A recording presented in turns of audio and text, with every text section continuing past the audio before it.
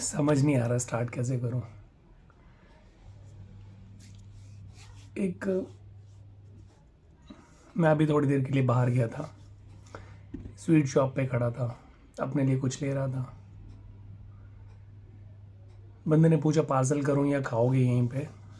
मैंने बोला नहीं, यहीं पे खाऊंगा। मेरी आवाज़ अभी भी भर गई है, मैं गला बिल्कुल, इतना मुझे वो बात देख के वो इतना बुरा लग रहा है कि क्या मैं बोलूं। मैं वहाँ खड़ा था, फ्रैंकी ली, मैंने फ्रैंकी खाना शुरू किया। वहीं कॉर्नर पे एक ना बूढ़े अंकल बैठे थे, एक हाथ में झोला था, थैला जस्ट प्लास्टिक का जो रहता है, और पानी पूरी का स्टॉल था। वहाँ पे एक बच्ची और उसके अपने पापा के साथ खड़ी थी। वो अंकल बार बार मुड़ के देख रहे थे। मुझे समझ नहीं आया कि क्यों देख रहे हैं। पहले स्टार्टिंग में नहीं समझ में आया, बट वो काफ़ी देर से देख रहे थे। फिर मैं देखूं, वो फिर कभी हाथ ऐसे बढ़ाने की कोशिश कर रहे हैं, ऐसे बैक साइड में, मतलब जैसे मैं यहाँ पे बैठा हूँ, वो भी ऐसी पोजीशन में ही बैठे थे। और वहाँ पे पीछे जैसे 2 या 4 फुट की दूरी पे वो बाप बेटी खड़े थे।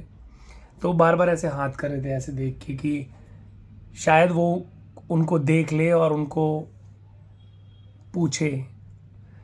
तभी मुझे समझ में आ गया कि वो उनको कुछ खाना है, उनको भूख लगी है।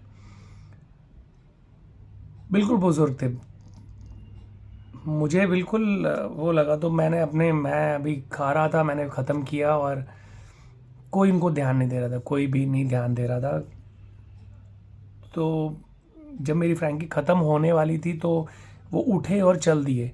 मैंने फटाफट खाया और मैं गया, मैंने पूछा। जैसे ही उन्होंने मुझे अपने मतलब पास में आते देखा तो एकदम से ऐसे देख के बोले कि, मैंने पूछा उनसे कि अंकल कुछ खाओगे क्या। मेरी ये बोलने की देर थी और वो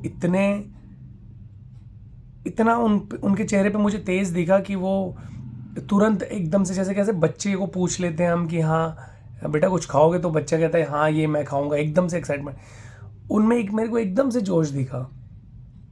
फिर मैंने कहा अच्छा क्या खाओगे, तो बोला कि मैं कटलेट्स खाऊंगा। और उनकी आवाज़ मतलब क्लियर नहीं थी।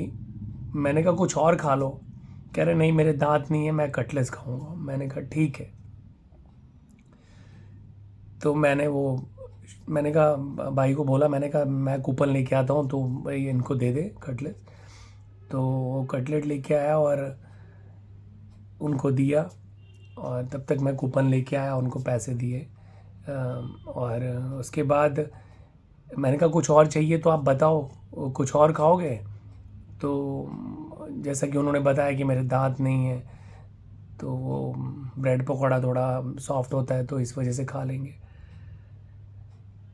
बड़ा ही अलग ही सिचुएशन थी ये। मैं कुछ समझा नहीं पा रहा हूँ या क्या है,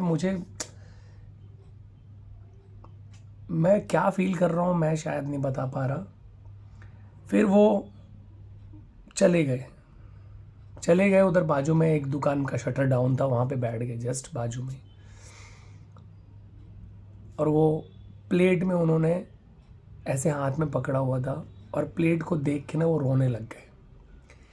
बिलख बिलख के रो रहे थे वो। इतना मुझे मैं गया उनके पास में, मैंने बोला कि क्या हुआ अंकल, रो क्यों रहे हो। कह रहे भूख लगी थी मुझे बहुत। मैंने कहा कहाँ रहते हो आप, तो बोले इधर। एक बिल्डिंग का नाम बताया जो थोड़ी दूरी पे थी। मैंने कहा घर में कौन कौन है। बोले बेटा है, बहू है, और वाइफ नहीं है, मेरी वाइफ ऑफ हो गई बोले।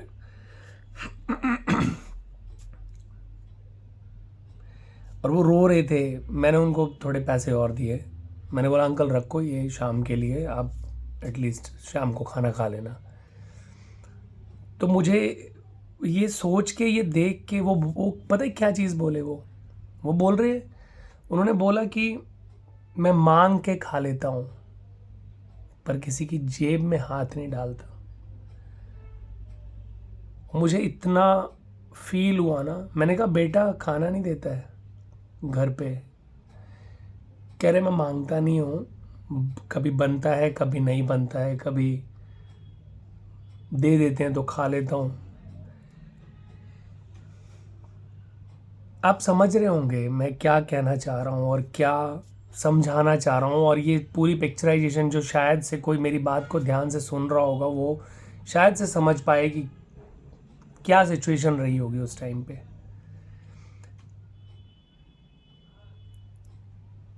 कितने खुददार हैं वो। उन्होंने क्या बोला कि मैं किसी की जेब पे हाथ नहीं डालता, मांग के ज़रूर खा लेता हूँ। और वो रो रहे थे उस टाइम पे। मुझे बिल्कुल भी अच्छा नहीं लगा। मैं सोच रहा हूँ कि भगवान कभी भी किसी को ऐसे सिचुएशन में ना लाए कि बेटा बहू फैमिली मेम्बर्स के होते भी उसको इस कंडीशन में रहना पड़े, दाने दाने के लिए मोहताज होना पड़े। बहुत बुरा होता है यार। एक वाइफ के बिना हस्बैंड की लाइफ आसान नहीं होती है। लोग कहते हैं, बोलने वाले बोलते हैं कि हाँ अगर वाइफ पहले एक्सपायर हो जाए, वाइफ का देहांत पहले हो जाए तो बोलते हैं हाँ आदमी तो रह लेता है। बट ऐसा नहीं है। जो कंडीशन मैंने उनकी देखी उससे मुझे समझ में आ रहा था, मुझे दिख रहा था कि क्या चल क्या रहा है, क्या बंदे की वो जो बोलते हैं ना कि आपका सोलमेट, आपका जो जो आपका हमसफ़र है, साथ में रहना कितना ज़रूरी है, कितना ज़रूरी है यार। बहुत मुश्किल होता है, बहुत मुश्किल। और लानत है ऐसे बच्चों पे, ऐसी औलादों पे लानत है जिनके होते हुए भी माँ बाप को दर बदर की ठोकरें खानी पड़ती हैं। लानत है उन पे। कुछ भी कंडीशन हो आपके घर में, वो आपके माँ बाप हैं। माँ बाप, उनका कर्ज कभी नहीं उतार सकते आप, कभी भी नहीं। आई होप कि आज 1 जनवरी 2023 के दिन मुझे ये एक्सपीरियंस करने को मिला। अगर आपकी लाइफ में या आपके कभी भी आसपास कोई ऐसा मिलता है, कोई बुज़ुर्ग आदमी, प्लीज़ उसकी हेल्प ज़रूर करें। परिवार को जोड़े रखें, माँ बाप के साथ रिश्ता बनाए रखें, बहुत ज़रूरी है। ऐसे कंडीशंस में प्लीज़ मत छोड़ें, प्लीज़।